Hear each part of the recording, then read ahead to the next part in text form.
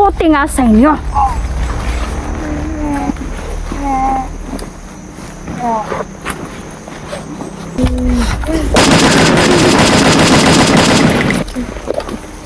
Dong! Hello, kumusta po kayong lahat mga idolo? Shoutout pala sa lahat po ng ating mga supporter na nanonood. Hindi ko man kayo maisa-isa mga idolo na may mention ko talaga yung mga pangalan ninyo. Ako lubusan po talaga nagpapasalamat dahil nandyan kayo. Lagi talagang sumusubaybay sa bawat upload natin. So nandito ako ngayon mga idolo dahil sabi ng may naka-info sa amin no, na tuloy po talaga ang pagkikilos ni General. At sabi ng ating kabay na may mga bata mga idol no, may batang gibihag. Ibebenta po nila yon sa dayuhan mga idol. At yung mga batang nabebenta ay ginagawa po nilang alipin.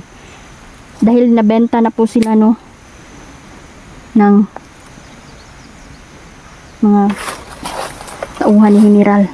At yun ay utos po ni General. Grabe, sumusobra na talaga sila mga idol. At duda ko po itong motor na to. Ito po ay ginagamit nilang sakyan. Kailangan po masunog ang motor na to mga idol. Walay kami ni Neljan ngayon.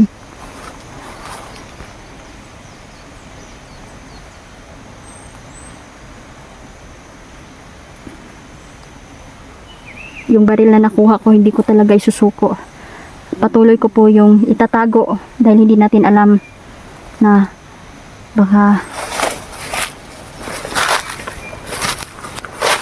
yung sinusukuan natin na tao ay isa pala sa tauhan ni General. Makapangyarihan po si General mga idol.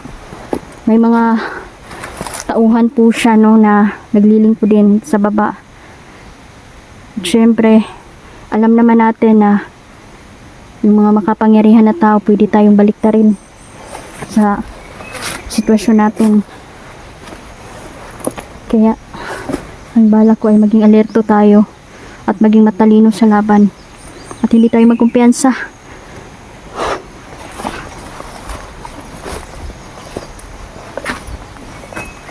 Ito talagang lugar na to mga idol. Itong Tagum lugar ang mas safe po sa kanilang mga pinaplano. Kasi hindi ka makakasigaw dito. Walang tutulong sa'yo dito.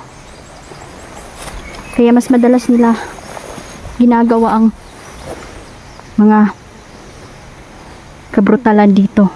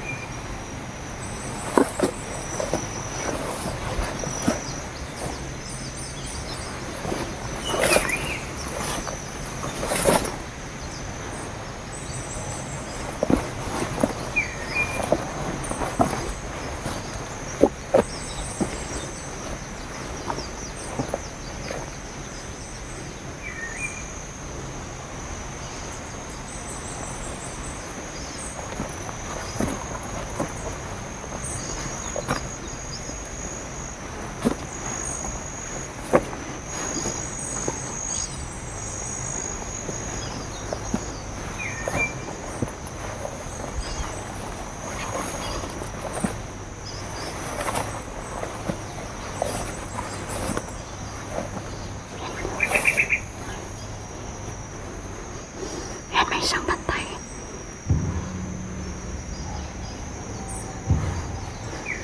Papakain ko yan sa mga insekto ko. Grabe. Pare-pareho talaga.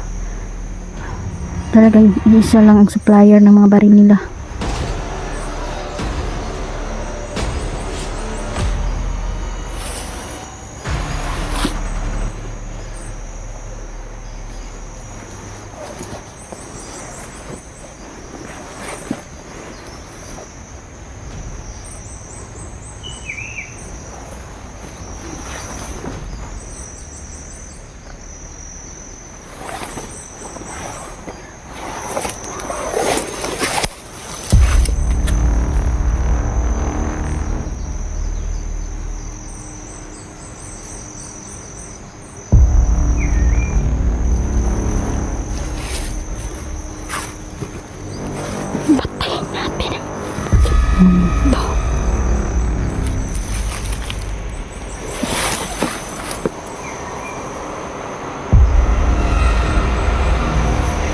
Lintik lang naman ang ganti.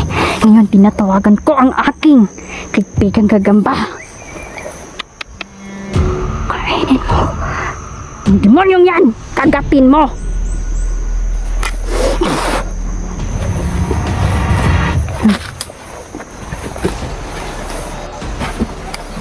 Buti nga sa inyo.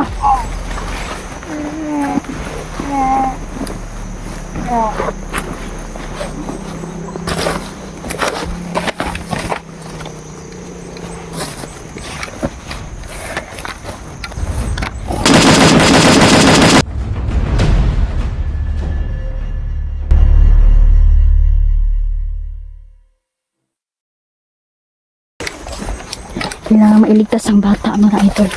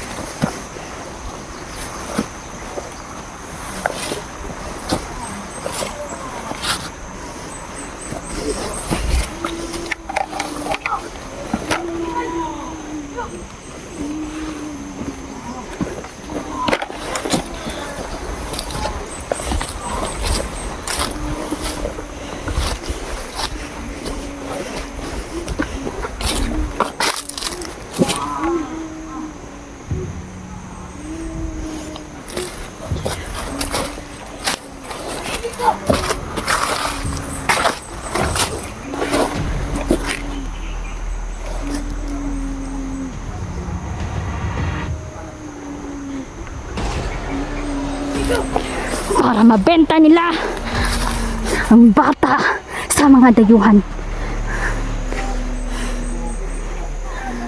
Sigurado akong ang mga dayuhan na yan ay isa ding mga demonyo.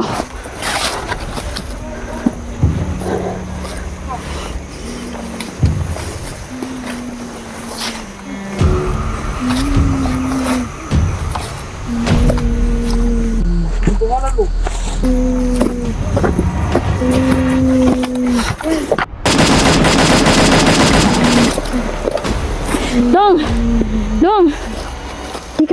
Halika dito, halika dito. Diyan ka. Marami ba sila dito? Ha? Kung mag-alala, ligtas ka na. Diyos ko. Kawawa ang mga bata, idol. Tingnan nyo. Ganito ang ginagawa. Pinauutos ni General na gusto nilang mabenta ang mga bata sa mga dayuhan. Iyon na ilak, Dong. Ligtas ka na. Hayop sila.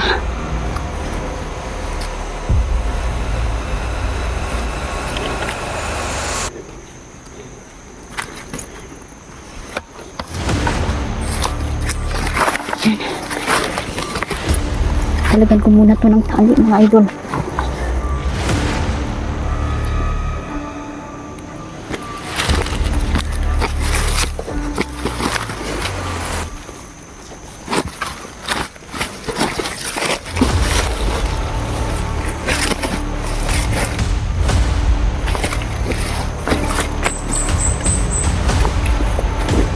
Ano dong?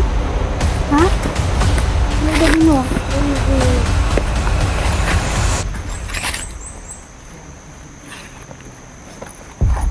Ito mga idol, binibenta nila sa mga dayuhan para maging alisin ng bata. Ayop ang hirap yan. Doon ka dong. Huwag ka muna doon. Teka.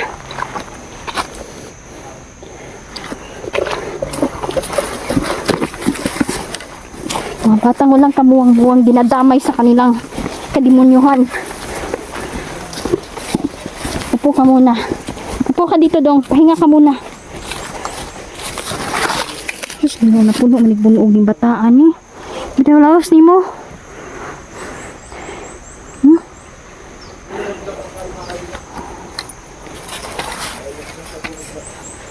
Nandiyan pala senior dyan sa baba, mga idol. Huway-walay kami para mas mabilis naming matudas ang mga kalaban. Ayaw paghilak dong. Okay na ka, nasa mabuting kamay ka na ha.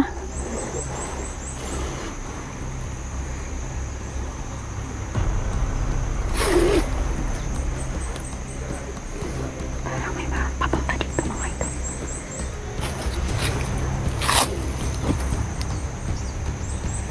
Kinsay pangalan ni mo dong? Siya pangalan ni mo?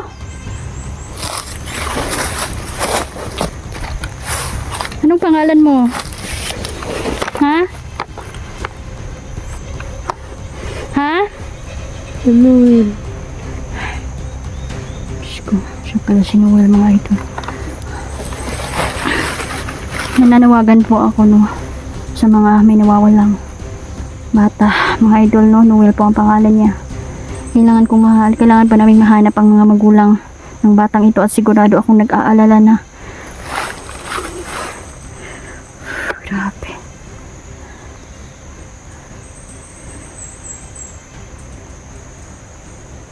Siguradong kung makakarating na naman ito kay General, magwawala na naman sa galit ang demonyong yun dahil hindi niya natupad ang kanyang plano. Diyos ko.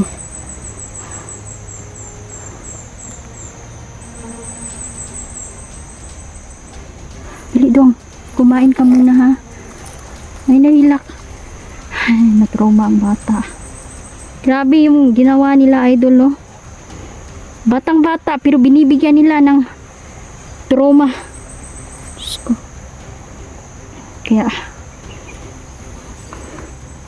kapag nakita ko ang mga bandido na yan mga idol, nakikita ko na wala ng pagbabago sa kanila. Patay diretso.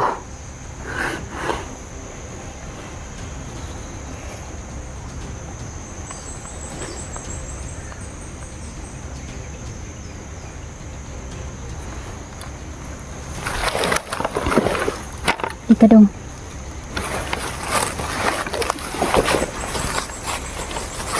Huwag kang pupunta ng malayo ha. Dito ka lang sa likod ko. Dahil sabi orasyon anti kabi para dili ka makita sa kalaban.